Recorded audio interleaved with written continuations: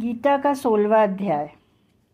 क्या होता है या समय पारत हो रणबीर, हमसे तो वर्णन करो नैन जात क्यों नीर।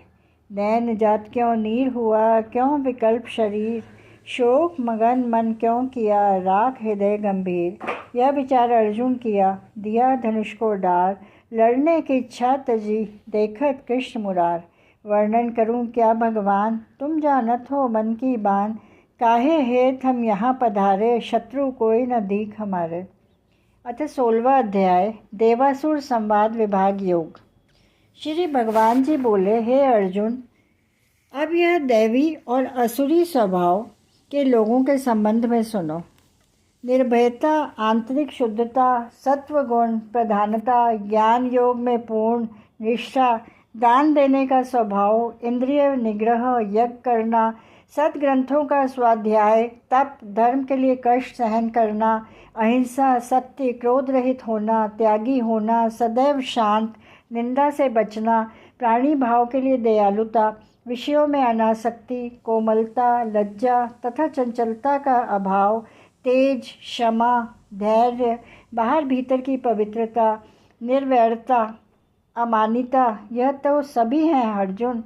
दैवी संपदा प्राप्त मनुष्यों के स्वाभाविक लक्षण होते हैं तथा हे पार्थ, दंभ, बनावटीपन, ढोंग, अभिमान, क्रोध, कुक्रूर वचन और अज्ञान, यह सब असुरी स्वभाव वाले मनुष्य के लक्षण हैं।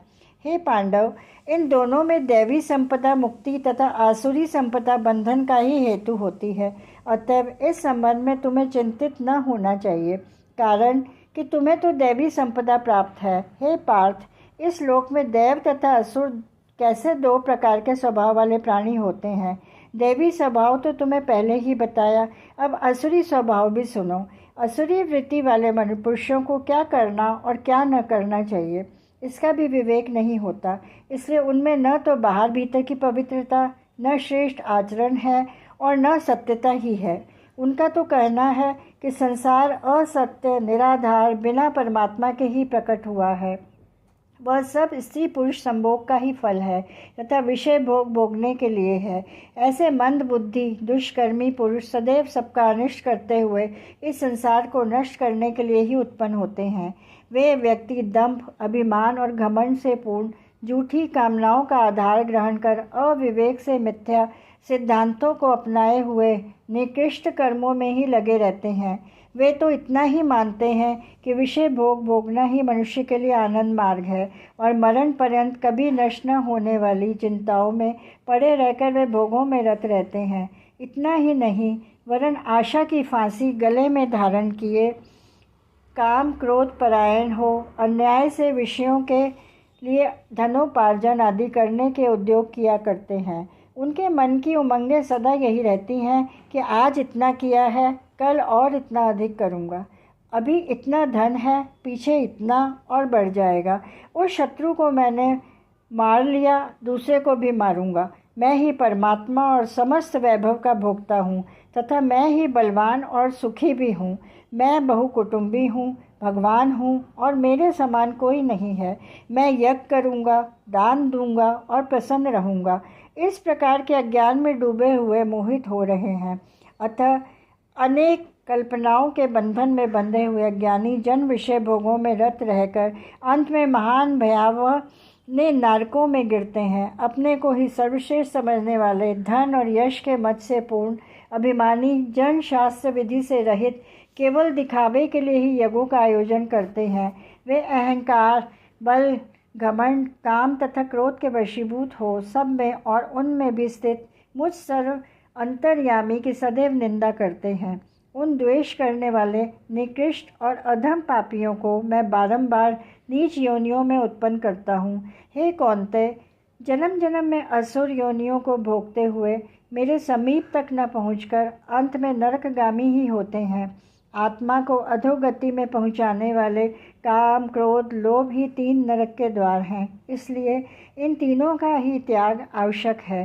हे अर्जुन, इन्हीं 3 नरक द्वारों को पार कर मनुष्य अपने उद्धार के लिए अच्छे कर्म करता है, जिनसे परम गति प्राप्त कर लेता है।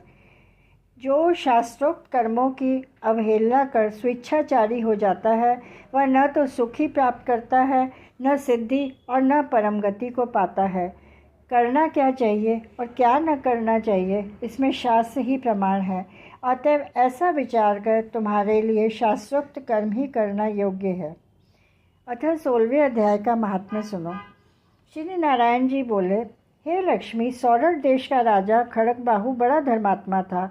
उसके राज्य में घर घर ठाकुर मंदिर थे, जहाँ लोग बड़े बड़े यज्ञ करते थे और उनके घरों में स्वर्ण के जड़ाऊ खंभे जड़े हुए थे। राजा बड़ा हरि भक्त व संत सेवक था। उसकी प्रजा भी अति सुखी थी। राजा के घर में बहुत हाथी, घोड़े और धन था।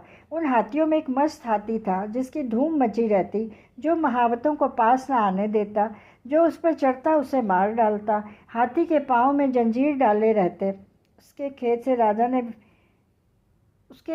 से राजा ने विदेशों से महावत बुलाकर कहा, कोई ऐसा हो जो इस हाथी को वश में करे, उसे मैं बहुत धन दूंगा। हे लक्ष्मी, वह हाथी राजा के मंदिर के आगे खड़ा रहता था। जिधर वह जाता लोगों को बड़ा दुख देता। जो उसके आगे आता तुरंत उसे मार डालता। वन में जाता तो वन के पशु पक्षियों को मारता। नगर में लोगों को मारता, जहाँ रहे बड़ा उपद्रव करता। राजा सुनकर बड़ा चिंतित रहता। उसका सब उपाय करके राजा थक गया, पर हाथी वश में न आया। एक दिन हाथी नगर को चला गया। सामने एक साधु आ रहा था। लोगों ने उस साधु से कहा, हे संत जी, ये हाथी आपको मार डालेगा। संत जी ने कहा, देखो, जो नारायण जी की ऐसी शक्ति है उसके आगे हाथी की क्या शक्ति है। जो मुझे मारे मेरे पास भी नहीं आ सकता। नगरवासियों ने कहा, वह पशु तुम्हारे भजन को क्या जाने, वह तुम्हें मारेगा। साधु ने कहा, क्या मारेगा? मैं परमेश्वर का प्यारा हूँ, हरि भक्त हूँ। जो परमेश्वर से विमुख है तिनको मारता है। यह भी मेरा एक ज्ञान है कि यदि मेरी मृत्यु इसी से है तो अवश्य मरूंगा। बिना आई के कोई नहीं मरता। हाथी साधु के पास जा पहुँचा। साधु ने नेत्र पसार कर देखा। हाथी ने सूंड उठाकर साधु की चरण वंदना की और उसी स्थान पर खड़ा रहा।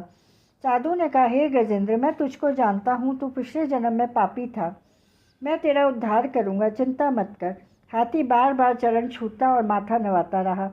लोगों ने राजा को इसकी खबर की। राजा भी वहाँ आया तो देखा हाथी साधु के आगे खड़ा है। तब साधु ने कहा, अरे गजेंद्र, तू आगे आ। उस गीता पाठी संत ने कमंडल से जल लेकर मुख में कहा, गीता के 16वें अध्याय का पाठ का फल इस हाथी को दिया। इतना कहकर जल छिड़का। जल के छिड़कते ही उस हाथी के देह छोड़ी। उसने देवदेही पाई और रथ पर चढ़कर राजा के सम्मुख होकर कहा, हे राजा, मैं इसको धर्मज्ञ जानकर ही तेरे नगर में रहता था कि कोई संत यहाँ आएगा, अब मेरी गति करेगा। इस संत जी के प्रताप से मेरी सदगति हुई। यह कहकर हाथी बैकुंठ को गया। राजा ने संत को दंडवत किया और कहा, संत जी, आपने क्या मंत्र कहा जिससे इस अधम दुखदायक को सदयोनि प्राप्त हुई है? संत ने कहा, मैंने गीता जी के 16वें अध्याय का फल दिया है, नित्य ही पाठ किया करता हूँ। राजा ने पूछा, हाथी, पिछले जन्म में कौन था? साधु ने कहा, हे राजा, पिछले जन्म में एक अतीत बालक था। गुरु ने बहुत विद्या पढ़ाई, बड़ा पंडित हुआ। वह अतीत तीर्थयात्रा को गया। वहाँ उसकी शोभा बहुत बढ़ गई। अच्छे अच्छे सत्संगी उसके दर्शन को आते। 12 वर्ष पीछे गुरु जी आए। वह अतीत उनके आदर को उठता हूँ तो मेरी शोभा घटेगी, यह सोचकर नेत्र बंद करके चुपचाप हो रहा। गुरुजी ने देखा, मुझे देखकर इसने नेत्र बंद कर लिए हैं।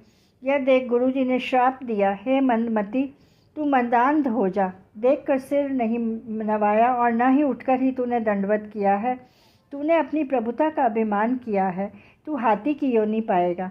यह सुनकर अतीत बोला, गुरु जी, आपका वचन सत्य होएगा, पर यह तो कहो कि अब मेरा उद्धार कैसे होगा? गुरु जी को दया आई और कहा, यदि कोई गीता के 16वें अध्याय के पाठ का फल संकल्प कर तुझे देगा तभी तेरा उद्धार होगा। यह सुनकर राजा ने भी पाठ सीखा और अपने पुत्र को राज्य देकर आप तप करने लगा। वह वन में जाकर 16वें अध्याय का पाठ नित्य करने लगा।